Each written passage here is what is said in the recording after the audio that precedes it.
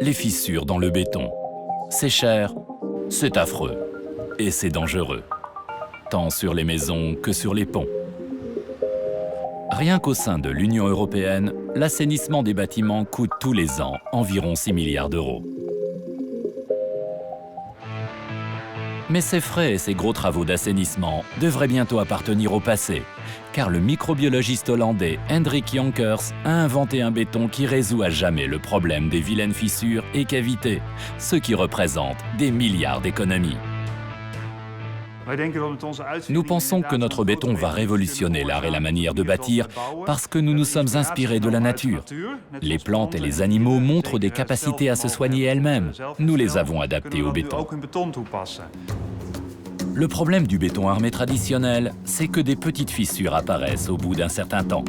L'eau y pénètre, l'acier à l'intérieur du béton commence à rouiller et le béton devient cassant. Ça arrive souvent déjà au bout de 20 à 30 ans. C'est à l'université de Delft que le microbiologiste Hendrik Jonkers découvre après de longues recherches la substance spécifique pour son béton miracle, des bactéries naturelles. Généralement, on les trouve aux alentours de volcans. Elles sont résistantes au froid comme au chaud. Jonkers les mélange dans le béton qui ainsi devient vivant, au vrai sens du terme. Les bactéries sont présentes dans la nature, dans les pierres.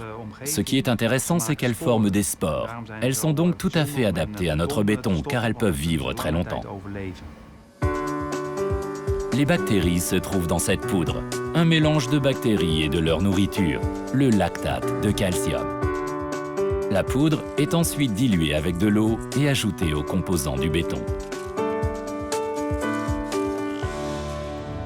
Le béton déploie ses pouvoirs miraculeux lorsqu'il est bâti.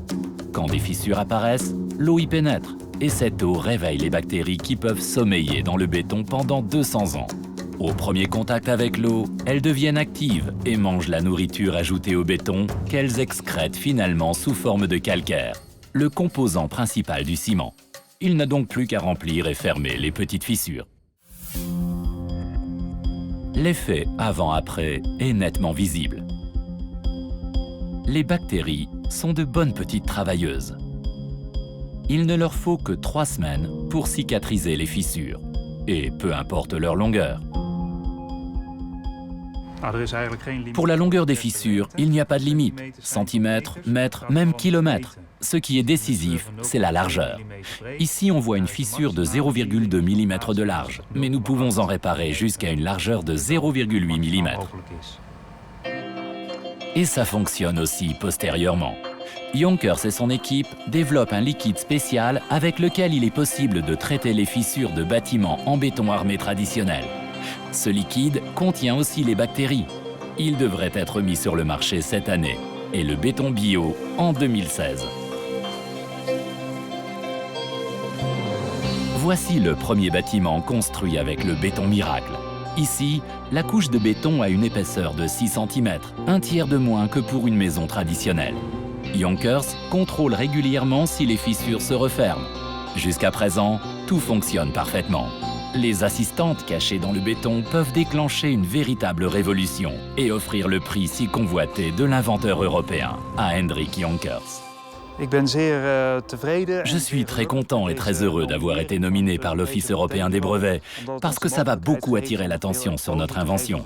Je crois que grâce à cela, nous allons avancer d'un grand pas. Jonkers et son équipe recevront-ils le prestigieux trophée des inventeurs dans la catégorie recherche? Nous le saurons au mois de juin, lorsque le prix célébrera son 10e anniversaire, à Paris.